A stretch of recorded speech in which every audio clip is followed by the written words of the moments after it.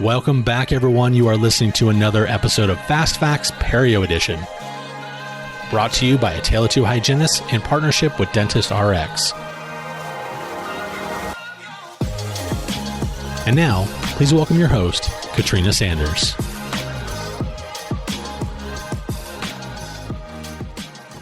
Hello, and welcome to Fast Facts Perio Edition.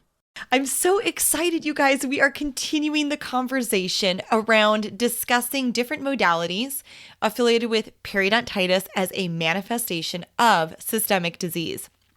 Last time, we looked at infantile genetic agranulocytosis, and we're kind of continuing to move through these processes by looking at different types of inherited disorders or conditions that will ultimately affect our patient's periodontium. This week, we're talking about Cohen Syndrome.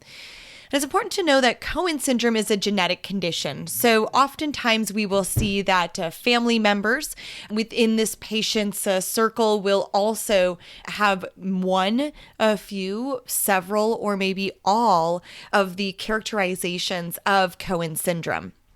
So Cohen syndrome affects many parts of the body and oftentimes is affiliated with developmental delays, so physical developmental delays, and then intellectual disabilities as well.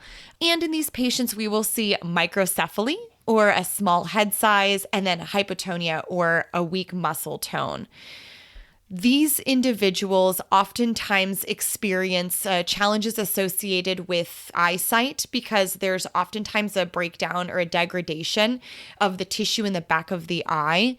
They also have unusually large joint movement or hypermobility. So you may see these individuals, similar to like Marfan syndrome, you'll see these individuals being extremely flexible in a lot of their joints, and they will have some very distinctive facial features, some things that you're going to look for on the face.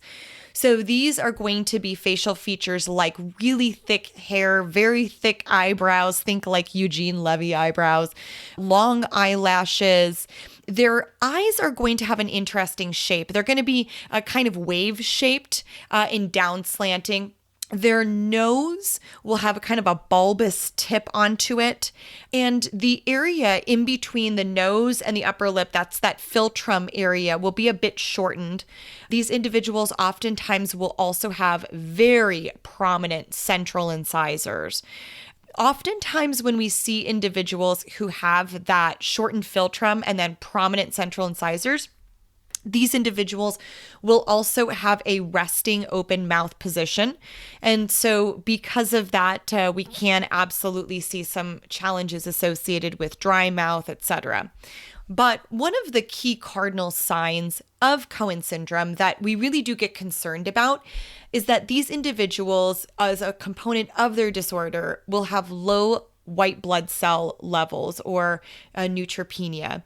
This is where we absolutely see the development of periodontal disease. And in fact, several research studies have actually identified that individuals who have Cohen syndrome present with more frequent and more extensive alveolar bone loss than those individuals who have the same concentration of periodontal pathogens but do not present with Cohen syndrome. So we've seen over time research studies concluding that subjects that have Cohen syndrome have an increased susceptibility to early periodontal breakdown, which we do believe is associated with their neutropenia.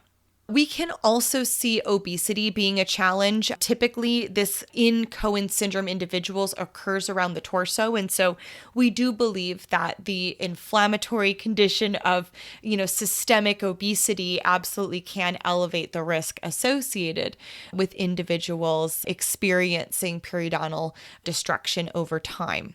Thank you for joining us today. Tune in next time as we continue the conversation around periodontitis as a manifestation of systemic disease. This has been another episode of Fast Facts Perio Edition with Katrina Sanders. Please feel free to reach me on Instagram at The Dental Wine Genist or on my website, www.katrinasanders.com. Cheers.